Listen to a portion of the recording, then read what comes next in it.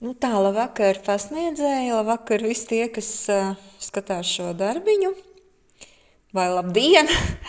Tātad mani sauc Inga, un es izvēlējos izveidot logotipu savai stikla studijai. Mana stikla studija sauc Lotus zieds, Lotus Flower, un tā ir tieši stikla apdares studija, tad mozaīka pamatā, apgleznošana, tur gravēšana, dažādas tehnikas, bet pamatā tātad bērniem, jauniešiem mozaīka no stikla. Lūk, un es savu darbiņu tātad prezentēju šeit Figmā. Esmu izveidojusi visu soli pa solim, izbūros cauri, un īsnībā, jo tālāk es darīju, jo bija vieglāk un vienkāršāk.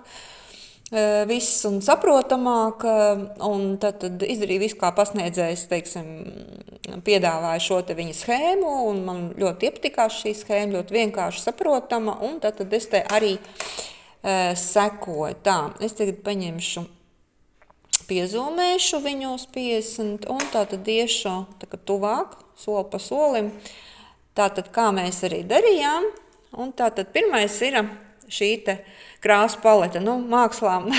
Māksliniekiem vispār krāsa ir viens no galvenajiem instrumentiem, ja ne pats galvenais arī, jo tā ir piesaiste, tā ir aktivitāte, tā ir enerģija, lūk, un man ir tā interesanti, ka tas ir tomēr stikls, kā lai uzsver to, ka tas ir stikls. Es paskatījos tās krāsas, kas bija tajā paletē, ko piedāvāja, tātad šis te, paspēlējos tur, pamainīju viņus, jā. Arī tumšo variantu paņēmu, tātad gaišas zilais, bet stikls mēdz būt arī tas zaļganais. Tas ir saistīts ar svina daudzumu, jo vairāk ir svina, jo viņš ir zilāks, gaišs tāds tirkīs krāsas, un man arī tā patika. Lūk, tātad favorīta krāsa ir šī te krāsa, un, protams, iegūju ar krāsu apļu palīdzību, iegūju šos te palešu toņus, ja, un izveidoju tātad vienu, izveidoju tātad arī tās, no tās paletes, kas ir tā kā komplementārās krāsas, un tad attiecīgi šeit arī paspēlējos, uztaisīju vienai krāsai vēl gaišākus, tā kā uztaisīju viņas gaišākas, ja. Un šī ir otra palete, ja, un arī līdzīgi tātad no šīs uztaisu komplementārās, un šeit ir tumšā no šīs te, uztaisīju šīs te, tātad tumšākās, kuras tur varētu viņām pasēt. Īstenībā man likās, cik briesmīgi, ja, šie tumšie toņi, bet patiesībā pēc tam, kad es viņus sāku tur likt, īstenībā man viss tīri labi arī patika, un viņš arī tiešām komponēja un atdeva to stikla precitienam, tam stikla gaisīgumam un tām krāsām. Lūk, tātad man šeit izveidojās tās 5, ja, kas ir pirmā palete, otrā palete un arī trešā. Tātad tāds riktīgi tāds zilgans pilns ar svinu, tad ir tāds latviskais, kur ir mazāk šis te, ja, un šis te ir zaļganais. Viņš ir diezgan reti, bet arī ļoti patīkams tonis, tātad visiem šiem ir izveidojuši šīs te 5 krāsiņas. Tad nākošais ir tā tipogrāfija, es apstājos pie 2, kas man patika. Viens tāds Open Sans, kas ir tomēr pazīstams diezgan, tas Popins man viņš arī iepatikās, un viņus es šeit pārbaudīju, saliku tos burtiņus, visi tā kā ir, un viss darbojās labi. Tad iedvesmas paņēmu tātad tieši arī rekomendētās platformas, un tur es arī atradu ļoti interesantus šos te tātad iedvesmas foto, tiešām, kas ir īstenībā ļoti, es izvēlējos abstrakto dabu un ģeometriju. Pie dabas īstenībā tur bija ļoti mazāk, jo arī mozaīku ir daudz grūtāk likt. Cilvēku uz dabu tas ir daudz savādāk nekā tīru ģeometriju likt. Abstraktie tie ir vispopulārākie, un ģeometrija tie ir vienkāršākie, ar ko sāk.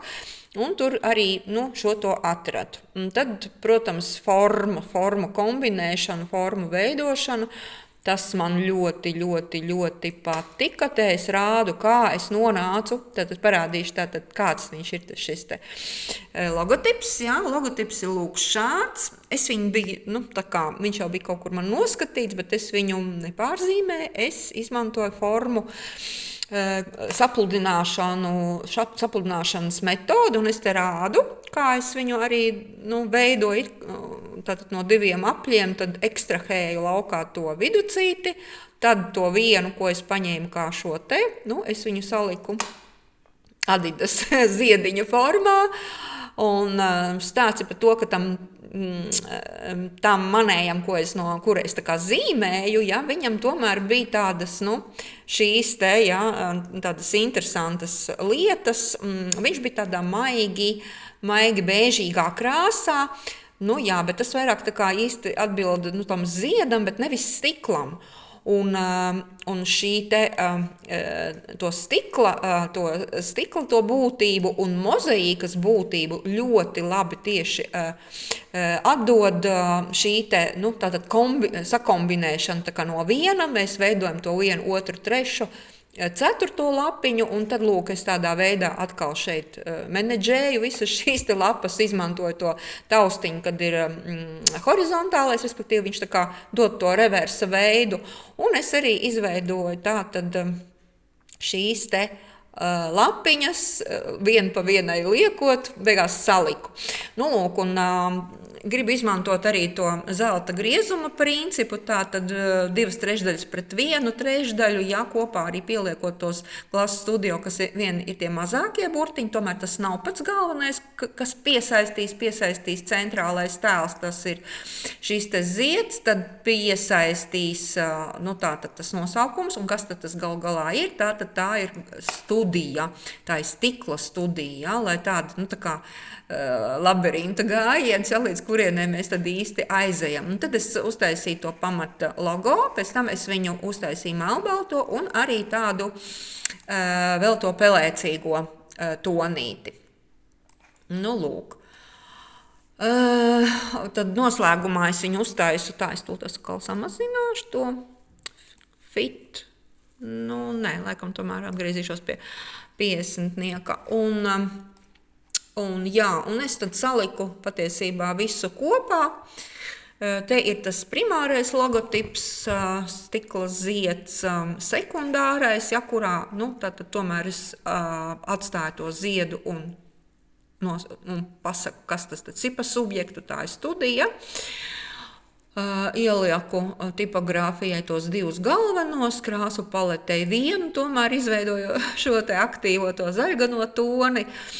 Un šīs te fotogrāfijas izvēlējos, un tad noslēgumā man tomēr sagribējās paņemt arī to otru, paskatīties, kā tad ir, un šis beigās tas tāds zilais, tas jūras tāds spilgtas zilais man iepatikās tomēr pat labāk, un es arī paspēlējos ar tām maliņām, ja, ar to strauku, es viņu ieliku bišķiņ citā, pats viņš tā kā ir tajā zilajā, bet tas strauk, ja, tā līnija tomēr paliek tas zaļā, un te viņš dod tādu interesantu, tādu neonu pāreju, tā kā drusciņ tas optiskā ilūzija viņam ir, un šeit uz tumšiem tonīšiem viņš tieši ļoti labi var redzēt to strauku, ja, ka viņš tomēr izceļās.